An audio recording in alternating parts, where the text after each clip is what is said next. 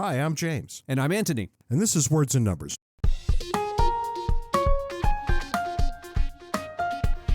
Brought to you by the fine people at CACI, the Center for American Culture and Ideas. Ant, what's new and exciting in your world this week? James, the world is upside down. You have pointed out examples of this before, and I ran across one this past week. President Trump was on the White House grounds basically hawking Teslas, saying this is a great car, he wants to buy one, all of this stuff. Do you remember the good old days when only liberals bought Teslas and conservatives crapped all over them? And parked in the charging areas and the rolling coal and the whole business. Yeah. So now I'm waiting for, guys who formerly had pickup trucks with the guns on the rack now driving the same thing on a Tesla. Mm-hmm. The whole business, this is one example of how the far right has become the far left and vice versa. It just says to me that the people on either extreme really don't believe in whatever they say they believe in. They believe in their team, period. And whatever their team says, that's where they're going to go. Yep, that's what goes. And there's an interesting thing right now. I don't really know what to make of it, but on the right, you've got a bunch of people saying we must follow the rules. Only legal immigration is any good and is to be tolerated. Mm-hmm. But expelling immigrants doesn't have to follow the same sorts of rules. Right. Well, I thought immigration rules really, really, really mattered. So much so that everybody must be subject to them all the time. Well, okay. I was talking to a friend of mine today on this topic, and I'm somewhere in the middle. I think the United States became what it is because we let people in freely, and I'm of that ilk. However, I also understand that, look, you don't want people coming in who are coming in with the objective to undermine the very society that we have. And so I say, yeah, there should be some controls here. We're in this very weird space where no one seems to be advocating or actively working toward the reasonable solution. Rather, we have people on one side saying, throw the doors open, everybody should come in, and people on the other side saying, close the doors, nobody should come in. And the bulk of Americans, I think, once more, are unrepresented. Yeah, as usual, and I'll go a little further than you did and say I don't know that we can have free and open immigration in the context of a welfare state. That becomes a problem too, right? Yeah. I just don't think you can do that. And for all kinds of obvious reasons that have nothing to do with racism, which is always what one side accuses the other of. Do I think that there's a tinge of racism in this? Yes. Mm-hmm. Do I think it's the guiding principle for the majority of Americans? No. Well, you've just said something that triggered a thought I've never had before. I would like to take credit for that, but that's just not that hard. You don't think a lot. You're saying, look, we can't just open up the doors because the welfare system people come in, they be on it. And as you're saying that, I'm thinking, well, but we could have a system wherein we say, okay, you can come in, but you're not on the welfare system. Yeah, that's right. But the welfare system itself doesn't want that, because the minute they say, okay, there's an option here, you don't have to be subject to the system, a bunch of us who are currently here are going to say, wait, me too. That's going to bring up other issues. But you think about citizenship, it doesn't have to be political citizenship. You could have this other category, economic citizenship. Sure, right. You're literally a second-class citizen, if you want to call it something like that. You get all the economic benefits of the country without the ability to vote. Well, I mean, that's basically a green card, right? Yeah, it could be. And look, a lot of people would take that deal because a lot of people know that the ability to vote isn't nearly as important as the ability to make a living. Mm-hmm. Right. And, most people realize that. So if that sort of person wanted to come here, throw the gates open. Mm-hmm. But of course we won't, because we're wedded to this ridiculous immigration policy that we've got. And I'll throw out the warning that I always throw out when we talk about these things, that the type of person who would leave their home for a new life somewhere that they're unfamiliar with, they don't know the language, whatever it is, all in the name of making a better life for themselves and their families. Those are entrepreneurs. Those are the people we want. And if we don't let them in, somebody else will. And that's where the next generation of entrepreneurs will be. Yeah, I'm interested to see where it is. I don't know where it's going to be. There is one interesting thing that happened along these lines in the past couple of weeks. The Trump administration has been, let's just say, dialing back scientific research funding. Have you been reading about this? Oh, yeah. There's all kinds of things that I think are maybe not the smartest move in terms of the best thing long-term for the country. Nonetheless, the French government threw its arms open and said, scientists, come here. Yeah. We want you. Yeah. We'll fund you. Come on over. And there's going to be a brain drain from everywhere into France. Yep. I can guarantee that. And who are you going to lose? Exactly the people you didn't want to lose. And that phenomenon is going to get worse over time because all the developed countries are seeing their populations top out. How do you get more and more scientists? You're going to have to bring them in from somewhere else. That's right. And you're going to have to bid for them at some point, in some way at some point. And we're not prepared to make that concession right now for whatever reason. So, okay. I've got something a little more upbeat this weekend. This just blew my mind. I'm going to read you the headline, as is often my wont. Scientists create magnetic device to capture electricity from Earth's rotational dynamics. Ooh, I saw that. Wasn't that fascinating? Isn't that fantastic? Yeah. They built this doohickey that just kind of turns on its own because of what the Earth already does and creates energy. I saw that, and I was in the first half second of reading it. I was really excited about it. In the second half second, I thought, oh my God, you're going to have environmentalists saying, stop, you're slowing down the rotation of the Earth, which technically is correct, although I don't think it's going to be appreciable. No, it's a magnetic force. I think we're going to be all right. The thing that they made successfully measured 18 microvolts of electricity. So not a whole ton. Right. Not enough to power Denver or anything like this. But this, and you should read the article, it's fascinating stuff. This has long been understood to be impossible due to the laws of physics. And turns out the laws of physics might have been maybe mistranscribed. Right, yeah. Because these guys just did something. And they claim to have eliminated all the other possibilities from where these 18 microvolts could have come from. Right. And look, you know how these things start. They start with something that barely does the job, and then they end 5 years later with everybody having high-speed internet. Yeah, I love that. I have to quote one of my favorite quotes about these things is, I forget who it was probably Asimov, who says the most interesting statement in science is not eureka, it's, that's odd. That's right. This, of course, Antony, brings us to the foolishness of the week. And having poked this particular bear just a couple of weeks ago, I'm going to go right back to it because you might have heard of this little thing going on in Texas, the measles epidemic. Oh, yeah. Well, do you remember that poor child who was the first catastrophe in this epidemic? Yeah, I don't know who it was, but you mentioned it. His parents are now taken to the airwaves, and they're speaking. What are they saying? Yeah, I knew you'd ask. They are saying that they stand by their decision not to vaccinate and encourage others to do the same. Wow. Their Their own child is dead. Yeah. And this is what they come to. What in God's green earth is wrong with these people? Yeah, but in their defense, James, I mean, come on. The alternative to doubling down is admitting that you're responsible for your child's death. No parent could face that. I'd cut him some slack here. However, everybody else, I'm not cutting slack. I'm going to guarantee that they already know that. There is no way they can talk themselves out of that. They already know.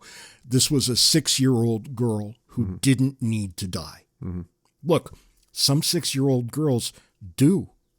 They get these horrible things that we can't deal with, right? We don't have the medical expertise, various forms of cancer that affect children and what have you. And when it happens, the whole world shuts down because it's such a god-awful tragedy. Yep. But when parents let it happen, boy, we're in different territory now. What they did was unforgivable. They know that. They will never forgive themselves for what they did, and nobody else will either. For one-stop shopping for all things James and Ant, visit our website, wordsandnumbers.org. We give a special shout-out to our Patreon sponsors who help us keep the lights on.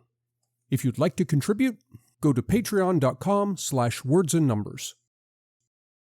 On that happy note, what are we going to talk about this week? You said you had an idea of some kind. I'm pretty ignorant as to what it might be. My head has been around consumer sentiment surveys of late because there's something strange going on in that the fundamental economic data, I've been watching this for the past 18 months, consistently pointing to an economy that, is nothing great to write home about, but it's not by any means going into recession. And yet... Look, can I stop you for 1 second? Because through that same time period, indeed, exactly that time period, I think, you've been warning us that, roughly speaking, 5% inflation is the new normal. Deal with it. Oh, yeah. Do you still think that's correct? Yeah, I don't think we're going to see 5% until Social Security starts to hit the skids, which is going to be, in 7 years or so.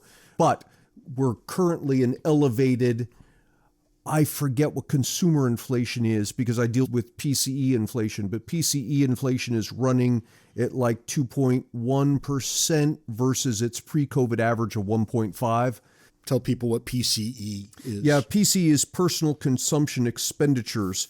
It's an inflation measure. It's actually interesting because there's a conspiracy theory around it that the Fed uses this PCE inflation instead of consumer inflation because it's ignoring things to make inflation look better. And that's not what's going on here.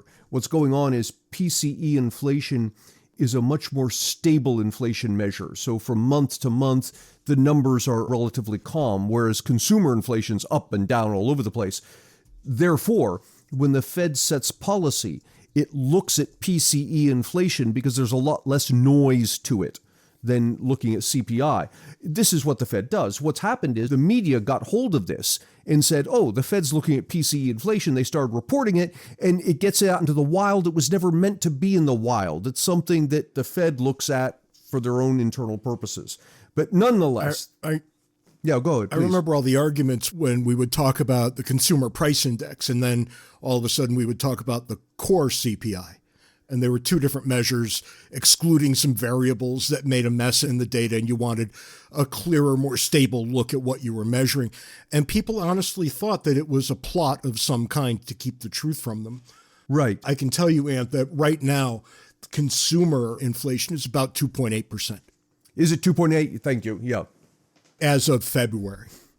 Yeah. If PCE inflation is running half a percentage point or a bit more hot, then that means consumer inflation is running half a percentage point or more hot. That sounds about right. Yeah.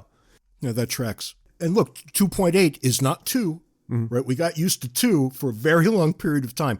But 2.8 is also not 6, which we had kind of gotten used to a little bit. It is, but keep this in mind. We're saying 2.8. Let's round it off to 3. 2% inflation versus 3% inflation. You say, well, that's not much. It's 2 versus 3. It's basically the same number. No. That's a ton. Yeah, it's 50% more inflation. And it compounds. Yeah, right. And then it compounds on top of that. I do not see us going back to pre-COVID inflation. And if the MMT people, modern monetary theory, they're making a resurgence now. If they get their way, and of course their thing is go ahead and print as much money as you want, you'll see this problem get even worse. Right. And they will get their way because politicians love it when crackpot economists say, oh, you could spend anything you want. Oh, yeah. Politicians love this sort of thing. They love it. And it turns out, Ant, that politicians in both of the major parties love this sort of thing. Turns out Republicans are only fiscally responsible when Democrats are in the White House. Right, and vice versa. Yeah. And vice versa. Well, we were talking about this before the episode began. You had said to me about the MMTers are starting to make noise. And I point everybody back to 2022. Do you remember when inflation hit almost 10% in mid-2022? That was a direct result of following modern monetary policy prescriptions. All those free checks we were getting for COVID, the government was in effect printing money to pay for that. That's right. And the fairy godmother of MMT is an economist named Stephanie Kelton.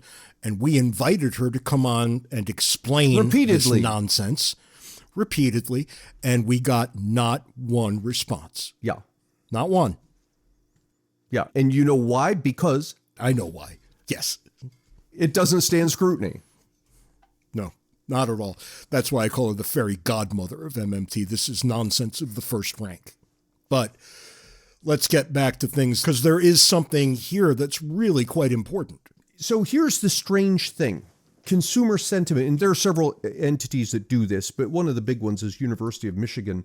Every month surveys American households asking, what's your attitude about the current economic situation, specifically your own household? How are you doing? How do you expect to be doing a year from now? That sort of thing. And that consumer sentiment survey took a nosedive last month, dropping, I forget what the percentage was, like a 20% drop or something in the consumer sentiment index. What was peculiar about last month? Well, there were a couple things. One was the stock market from mid-February to mid-March dropped 10%. Yep, tariffs. The tariff scare, and there was a third one that was more important I wanted to talk about and has escaped me. The stock market, the tariffs. What was the third one, James? I give up. It'll come to me as we're talking. But there were three. It'll come to you as we wrap up. Right, yeah. We'll hang up. I'll say, oh, here's a third one. I remember. There were several things going on in the economy that people became, the federal layoffs that people became concerned about.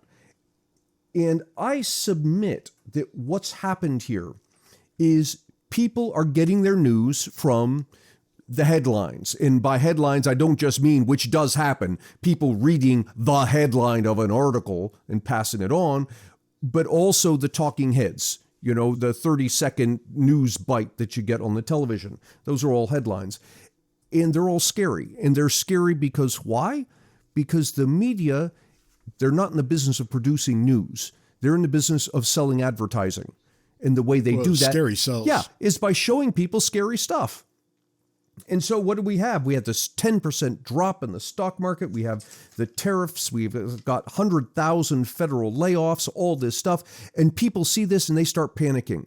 And I think that's what caused this decline in the consumer sentiment index. Because when you look at everything else, when you look at inflation numbers, you look at real GDP numbers, you look at unemployment rate, you look at the length of unemployment, all these numbers are looking solid. They're not looking great, but they're looking solid, and they've been solid for the past 18 months. So you can say, well, then there's nothing to worry about because consumers just have it wrong. And there I say, no, now there really is something to worry about. And that is... Yeah, well, I'm just going to say what happens when I get a little worked up about the economy. Yeah. I stop spending money. There you go. Yep. And I really stop spending money. Yep. You hunker down, you prepare. I crank it down to almost nothing because I look around and I say to myself, is there anything I need right now that I can't live without? Mm-hmm. And the answer to that question in the United States for almost everybody is no, not really. Mm-hmm. You're going to need some food. You're going to need some gas in your car. And that may be about it. Mm-hmm. Got to pay your rent, right? These sorts of things. But all the extra spending just grinds to a halt. Yep. And when that happens, when people out of fear start cutting back in anticipation of bad times, sales drop, which means profits drop, which means businesses cut back on hiring, they lay off people, incomes drop, and then you have the actual recession you were fearing. It's a self-fulfilling prophecy.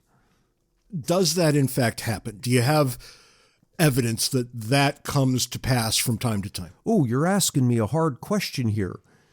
I mean, look, theoretically, I can see Yeah. that, yes, this is precisely what's going to happen. But then I want to know, all right, how often has that happened? Yeah, I'd have to look back. You caught me off guard with the question. I have to go back and look at some data. But you'll get the negative. You'll also get it in the other direction. You'll get it positive when things are looking rough. In fact, a good example of that is at 9/11. What did George W. Bush do? First thing, he gets on the news, he says, look, Right. keep doing what you're doing. Don't let this set you back. You're planning on buying a car, buy a car. You just keep on going. We're going to be all right. And it was even worse than that. He said, what should you do? You should go out shopping. Yeah. I was kind of horrified by it. Yeah, kind of, but from an economic perspective, he was right. I get what he was saying, but as was often the case with George W. Bush, it was a touch inelegant. Yes, it was inelegant, but it was fundamentally correct. There might have been a better way. But look, right now, and I guess maybe I'm your canary in the coal mine here. I kind of am the guy you're talking about. I don't think the economy's all that great right now, and I don't see any reason why it's going to get a whole lot better. Yeah. So I'm behaving accordingly. And your intuition is right. It's not all that great. I don't see any indication that it's going to get better, but putting aside the consumer sentiment, nor do I see any indication it's going to get worse. And that's, I guess, the main difference, right? Because as a non-economist, and you'll probably contradict me yet again, I don't know, man. I don't know. I could see it getting much worse. And maybe that's because I have a hand on the jugular of the population, and I hear what they say. Mm-hmm. I'm listening to what regular people are saying. Right. And they're saying a bunch of stuff like I am. And when that happens, as happened last night, I walked into this little hole-in-the-wall restaurant at 6 p.m., and it was empty. Mm-hmm. Yep. I mean, there's nobody. That's prime dinner time hours, right? Empty. I argue what you're seeing is the result of that consumer sentiment. It's people believe there's a problem. You might be right? But I have to work with the evidence I've got and what I can understand, right? And I'm not seeing things that are impressing me right now. Yeah, and don't get me wrong. I'm not saying that there's anything erroneous about what you're seeing. What you're seeing, what you just described, I consider very dangerous because it is a real problem. Sure. But it's a psychological one as opposed to a physical one. Look, this really bears drilling in for a minute, because what you're saying is that the actions of people that we can observe are understandable, indeed logical. Mm-hmm. Yes. And yet they can lead us headlong into a recession that we did not have to experience. That is exactly right. That is exactly right. That's really upsetting. Yeah, I don't like that at all. Well, let me throw out a possible something, at least in the direction of a cure to this malady. And that is to understand better the things we think scare us. So this 10% stock market drop, and the headlines, James, were saying things like stock market crash and worse since the Great Depression, whatever it is. I expected to see people jumping off buildings from the headlines. But let's stop and put this in perspective. Even with the 10% decline, year over year, stocks are up 8%. And if you go back 2 years, they're up on average 20% per year. In other words, over the past 2 years leading up to that 10% decline, stocks had risen at a far greater rate than they typically do historically. So even with the 10% drop, we're still ahead of the game. And you could check my math here, and I'd appreciate it if you did. But if you get an 8% return on your money, you're going to double your money every 5 years or so. Yeah, I don't know what the number is, but that's a decent return. I mean, that's a better return than portfolio managers anticipate on an ongoing basis. 8% is a big deal. Yeah. Now, let me put the 100,000 federal workers into perspective. The headlines were 100,000 federal workers laid off. And I feel that a lot here in Northern Virginia because that's where they all are, right? And you see houses up for sale all over the place. 100,000 workers, the federal government employs about 3 million people. So that would put the federal workers at a 3% unemployment rate. Yeah, excuse me. Yeah, the rest of us have 4%.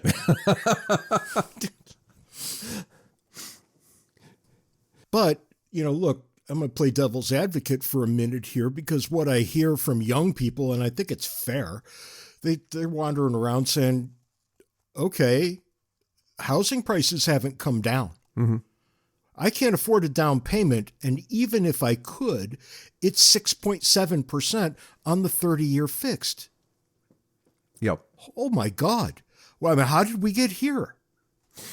Yeah, so one thing we can do is look back to, and it wasn't in my time, but my parents' time, I was a kid then, when mortgage rates were like higher than they are now, 10%, 13%. They were much higher than that, because you could get 18, 19% on a CD. You could get a 19% guaranteed return. Yeah, interest rates all across the board were high. But the other thing that happened back then, you couldn't buy a house. You would not be given a mortgage if you didn't have 20% at least cash to put down on the table. Now, if people are finding it hard to borrow without putting money down, okay, well, you're living in a different world. Right, but when the average price of a home is $350,000, that means you got to come up with $70,000 if you want that magical 20%. And I don't care who you are, saving up $70,000 is not an easy thing. Mm-hmm. Yeah, no, it's not easy. I mean, even when I was a young adult, saving 20% for my first house, which was $50,000, that was a bear, right? Yeah, no, it's been difficult, but boy, I don't know. If I were on the market for a home right now, I don't know what I'd be looking at. Mm-hmm. It's disconcerting.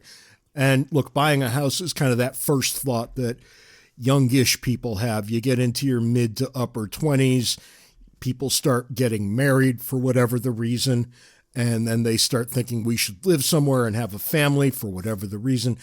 And, well, you can do all that right up until we should live somewhere. Mm-hmm. Right. And then it gets really hard. And I don't see an answer. And if you want to talk about consumer sentiment, I think it starts there. Yeah, I think that contributes. And I don't want to minimize that. If you look at the numbers, housing prices are indeed up. However, there's a footnote. The footnote at least partially compensates. The average house today has twice the square footage of the average house a generation ago. It comes with... we did a whole episode. Yeah, it comes with all this stuff that the average house didn't before.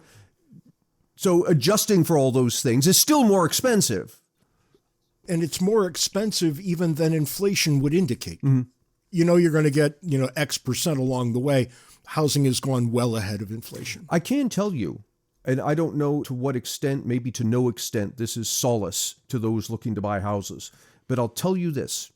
And this is the first time I've made this public prediction. Housing prices in this country are going to tank. And they're going to tank long term because of the population. Part of what drove the ever-increasing housing prices generation after generation was that there were more and more people generation after generation. The demand for housing kept going up and up. It's stopped now, and it's going to start going down as the population declines.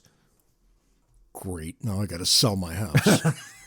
No, but you're going to see the value of it. Now, there'll be exceptions various places. I think more urban areas are going to see much less of it. Rural areas are going to see a lot more of it. Yeah, I think that's probably right. Anyway, back to consumer sentiment.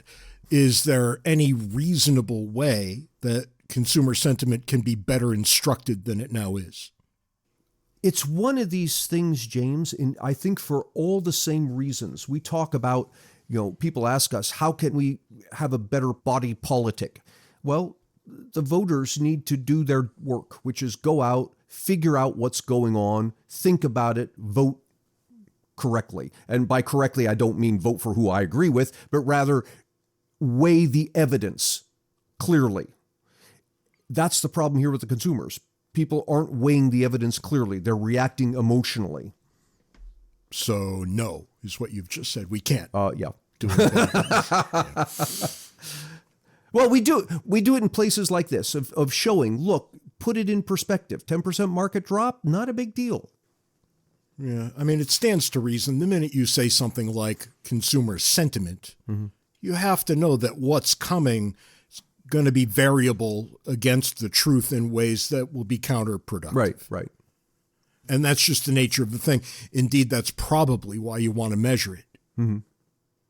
Right? You probably wouldn't have to measure it if it tracked economic reality perfectly, because who would really care? But now there's this reason to look at it, and it's because behavior kind of wanders underneath that cloud. But you're asking what could we do? And I recall from our previous episode where you gave, or I gave, I forget which one of us did, the advice, stop watching the news. Yeah, that's the same advice here. Quit watching the news. That's cold comfort to somebody who needs a mortgage.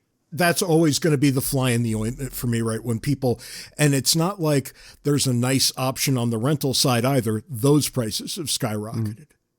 So living anywhere is going to cost you. Oh, well. It won't be this way forever. You think it will. I was talking to somebody today. Gas here in Alexandria, Virginia is like $2.70 a gallon. And I was talking to somebody today. I said, wow. you remember when it was $5 a gallon? And people at the time thought, there's no way it's ever going back down. And I said, take a deep breath. Give it 12 months. It'll be back down where it was. We did the same thing with eggs. When eggs ran up, oh my God, they're never coming down again. I said, stop, take a deep breath, give it 12 months. It'll be back down. And sure enough, it was. But we don't notice that because the news, what makes the headlines is $5 gas, $6 dozen eggs. What doesn't make the news is $2.70 gas, right? Or $1.50 eggs.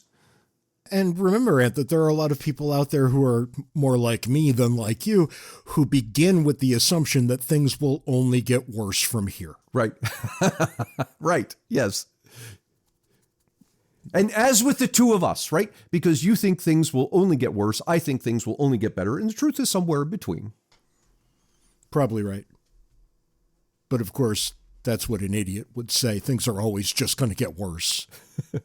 And the Pollyannas say things are only going to get better. That's right. I will cheerfully admit that there's plenty of evidence that things do, in fact, get better. All I have to do is walk outside and look around. Yeah. Yeah. And at the same time, some things do get worse and we need to pay attention to them. Yep, that's right. But consumer sentiment, it's that consumer part that'll get you every time. Yep. These are just people that, they act the way they act, and it's hard to get anywhere with that. You kind of have to take it as a given and work around it because what people do is just what they do. It's our animal spirits. Economists have been banging their heads against the walls over that for centuries. And that's all the time we've got this week on Words and Numbers. Until next time, Send us email, wordsandnumberspodcast@gmail.com. try to be nice to one person who doesn't deserve it. Till next week, can't take it easy. See you next week, James.